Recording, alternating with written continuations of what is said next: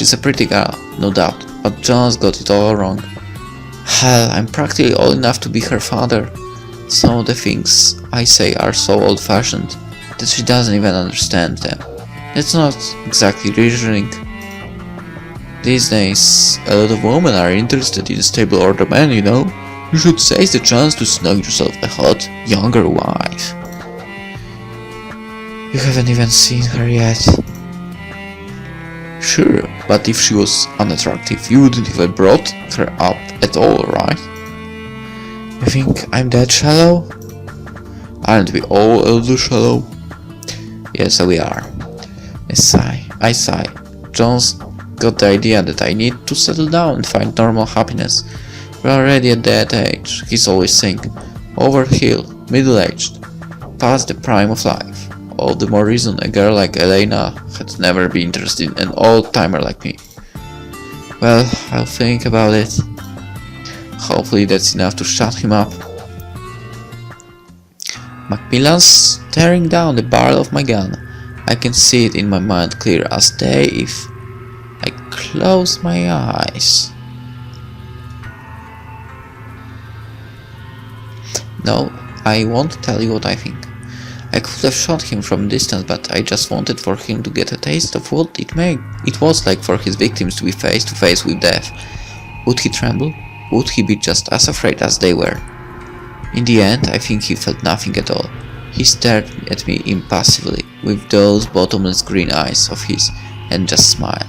This wasn't the reaction I wanted. I wrote at him to surrender, to tell me why he'd killed all those people. I'd been chasing this bastard for what seemed like forever. I needed closure. I needed answers. Killed? He looked offended at my choice of words. I was just returning them to God. God doesn't need your doing him favors, I said back to him.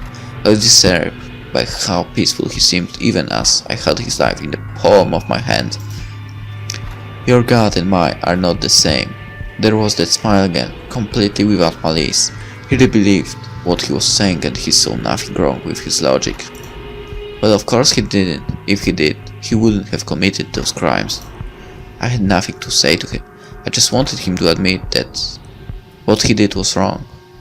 To feel some shame, or to even be upset that he was being taken in. He did none of those things. The only time he showed any emotion at all was when his family got involved during the trial. I'd like for my children to be protected. I think some might give him a hard time because of this. He looked troubled. Was it an admission of guilt over his actions?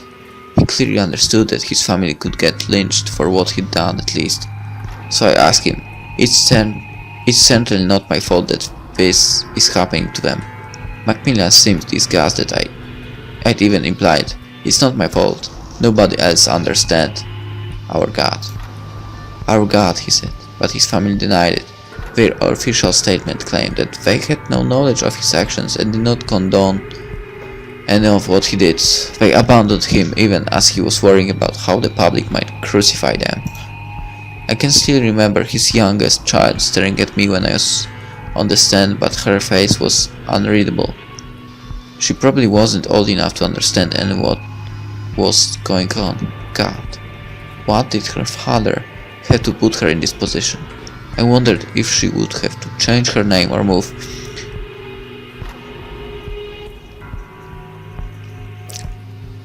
Okay, I know that might be crazy, but right now I think even more.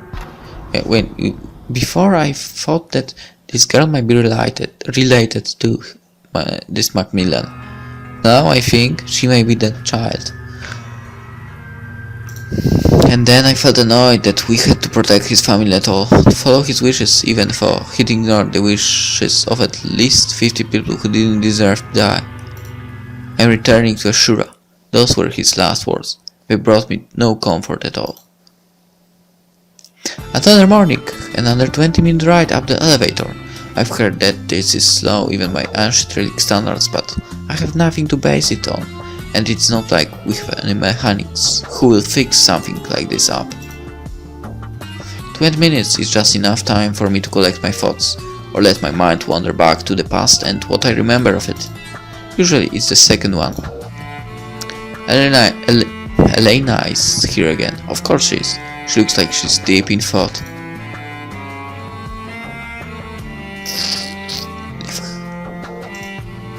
Yes.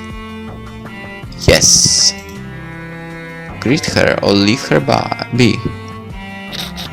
Greet her, whatever. Good morning. Oh, good morning, detective. Sorry, I was lost in my thoughts. I could tell. Got a problem at work? You seem a little more tired than usual. Huh? Tired? How do you figure?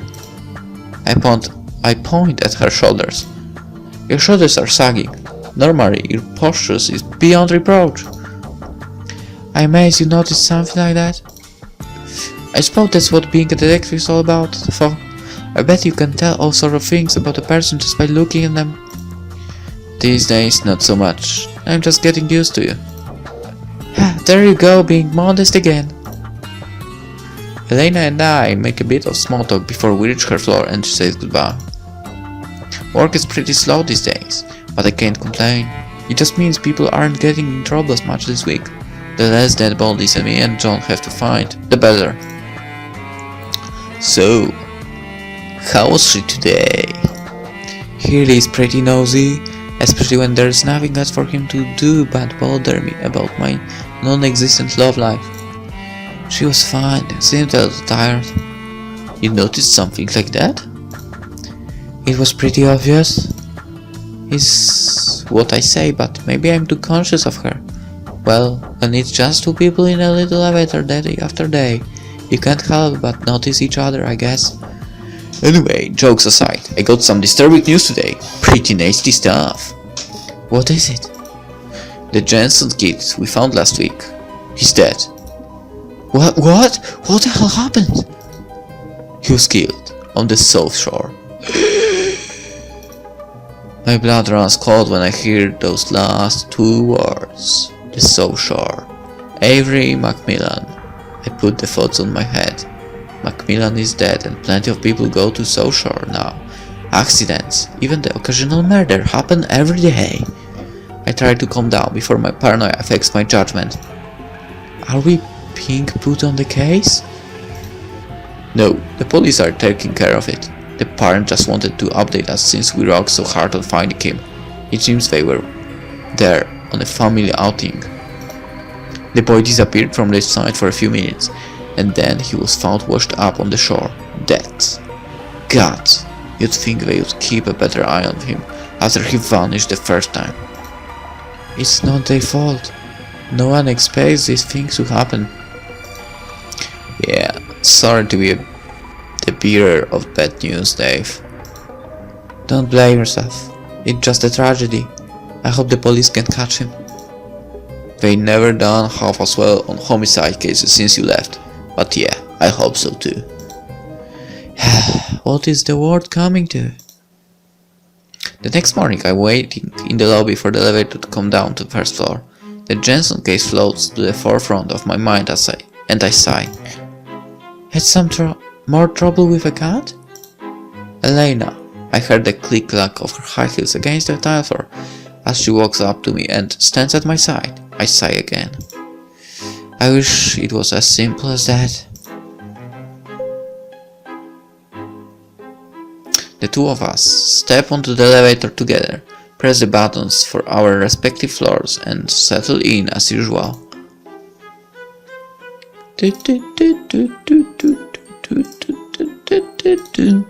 What is it? Well, I feel like I shouldn't ask what you're so upset about, but I do want to know. Why do you feel like you can't ask? Don't detectives have some sort of confidentiality agreement with their clients? It wouldn't do for me to pry.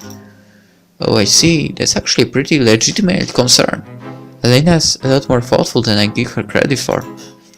Actually, this time I'm worried about something the whole district knows about. That murder that happened on the South Shore yesterday. Oh, that. I heard about it too. What an unfortunate incident. His family must feel awful. No doubt. And after they'd just been reunited too. Reunited? Shit, the boy's disappearance wasn't public knowledge. Me and my big mouth. I'm never this careless. Not usually. Something about this girl just lowers my guard. It must be those big innocent eyes. And how she's so easy for even an old man like me to talk to.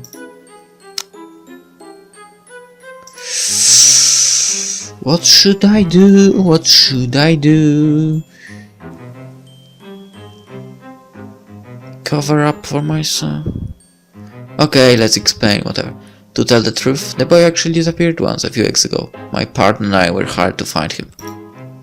You mean to say something happened to him even before this? Yeah, after a few weeks we found him, but he had no memory of what happened while he was gone.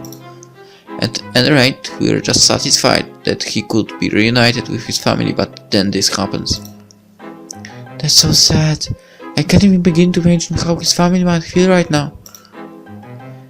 But is it alright for you to be telling me all this? I can see that it would hurt anything.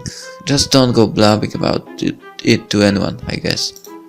I can trust you with that much, right, Elena? Of course you can, detective. I don't really have anyone to tell anyway. What do you mean? Sorry, it was nothing. What a peculiar girl. I wonder if, like me, she feels alone at times. She wouldn't have said it like that if it wasn't something that bothered her, right? So, how was the elevator girl today? You seem awfully concerned about her, John. Oh, as usual, I suppose. Heh, you think so? It's just that I never see you interact much with anyone but me, so I guess I'm just happy that you're widening your horizons a little. Making small talk with someone on the elevator is considered widening your horizons these days. I'll take what I can get. Is there any news on the Jensen case? Nope, it's only been 24 hours after all. I see.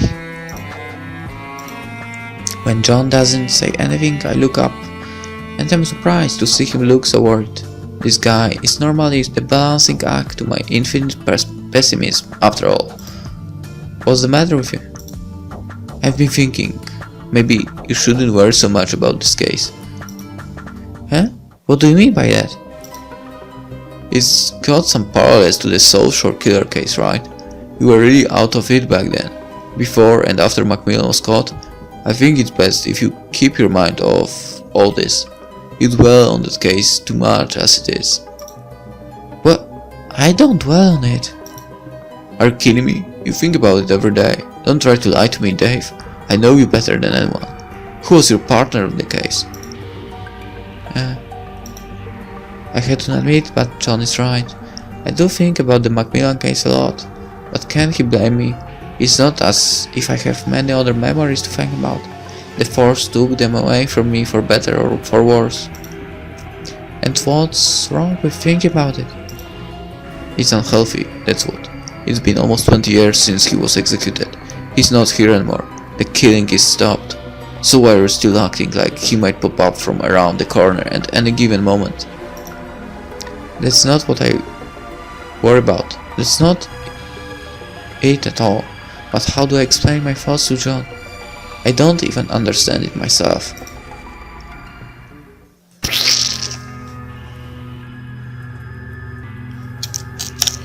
Ashura. In an ancient language, it meant whole heaven.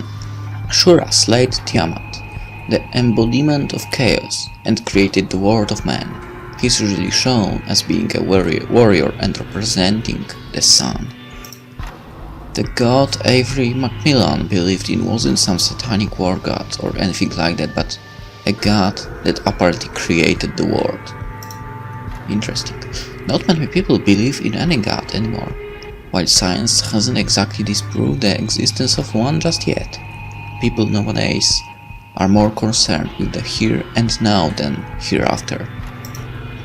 Even while on the stand at his own murder trial, Macmillan preached about his God. For whatever reason, he truly believed that what he was doing was right. He tortured people when they couldn't accept his truth. He killed them once they did because they'd be reunited with Ashura. I wonder if his victims died peacefully, accepting a god that only existed in the mind of a delusional murderer. The thought makes me want to throw up. Why do I always think about the South Shore killer case? I caught the guy. Tests and examination showed that he was definitely not in his right mind.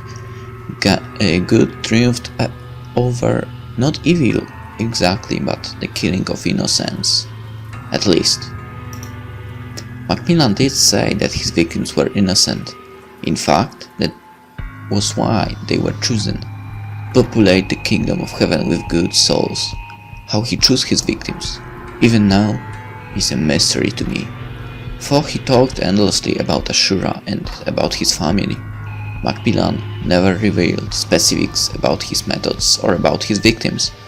People begged him to reveal if he'd killed others, where he'd hidden bodies that were never found, but he never did. My family, Detective Carmichael, you have to make sure that they are safe. I was in a cruel mood that day, so I simply said that I could make no guarantees. Macmillan stared blankly at me for a few moments before grinning. Well, it's alright if you don't, for you will have points subtracted. It would have been nice for them to live a bit longer, but Ashura will decide when it's time for them to come to me. That was it. As much as I wanted him to know how guilty he was, as much as the families of the dead wanted him to suffer, he never did. He accepted his death almost happily, and when he was gone, there was no closure. Not for the victims' families. Definitely not for me. God, I think that's the problem. Catching him and watching him die did nothing to make me feel like my ideas held true. Even though he died, I don't feel like he paid for his crimes. And even now, I'm not at peace with the world or with myself. But he was. Does that mean I was wrong? But how could I be wrong? And yet, if I was right, why aren't I happy? Why don't I feel proud about what I did? Macmillan was insane, no doubt, but these nagging worries I have, little thorns in my chest, are a sort of madness too.